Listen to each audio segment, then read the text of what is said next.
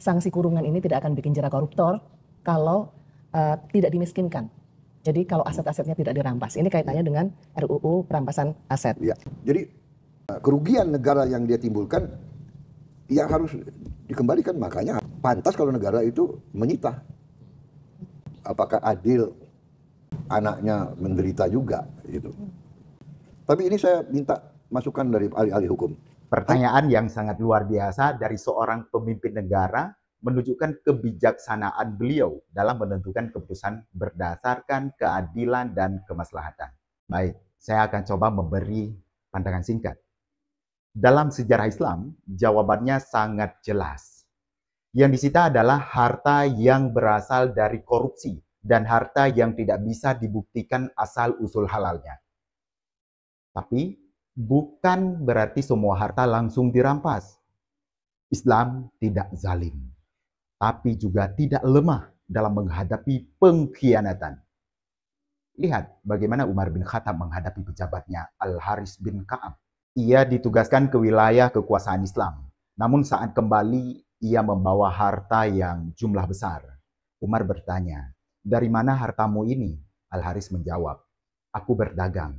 Tapi Umar tidak langsung percaya. Beliau berkata, "Kami diutuskan bukan untuk mencari dunia, tapi untuk menegakkan keadilan." Umar meminta Al-Haris untuk membuktikan kehalalan hartanya. Namun Al-Haris tidak mampu membuktikannya. Dan Umar pun menyita sebahagian harta Al-Haris yang tidak bisa dipertanggungjawabkan. Begitu juga di Aceh, yang sekarang merupakan bagian dari Indonesia, sudah pernah menerapkan perampasan aset koruptor. Ini terjadi di masa Sultan Iskandar Muda. Beberapa dokumen Belanda dan laporan pengamat asing menyebutkan ada sistem pengawasan kekayaan pejabat di Kesultanan Aceh. Misalnya, dalam catatan William Dampier dan François Valentine, ini disebutkan pejabat yang diduga mengambil keuntungan dari pajak rakyat bisa diselidiki dan diadili langsung oleh Sultan dan Mufti Istana. Jika terbukti bersalah, harta mereka akan disita, sebahagian atau bahkan seluruhnya, tergantung nilai kerugian negara.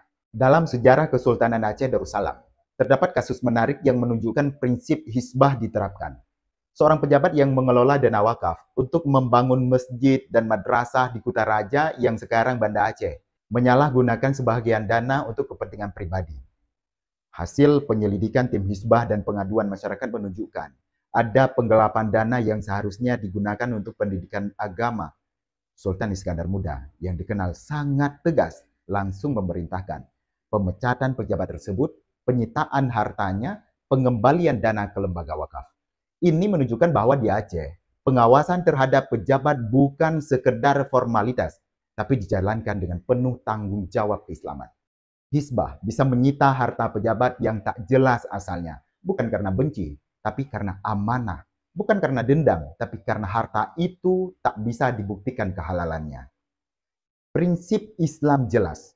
Al-bayyinatu ala manidda'a wal yaminu ala maningkara. Bukti itu dibebankan kepada orang yang mengklaim dan sumpah kepada orang yang mengingkari. Ini bukan soal dendam, bukan soal politik, tapi soal melindungi hak rakyat dan menegakkan keadilan. Jadi, apakah bisa dan adil menyita harta koruptor? Tentu iya jika itu harta haram. Dan bahkan iya jika tidak ada bukti kehalalannya. Karena harta itu amanah, bukan milik pribadi. Dan keadilan harus ditegakkan, walau terhadap orang terdekat.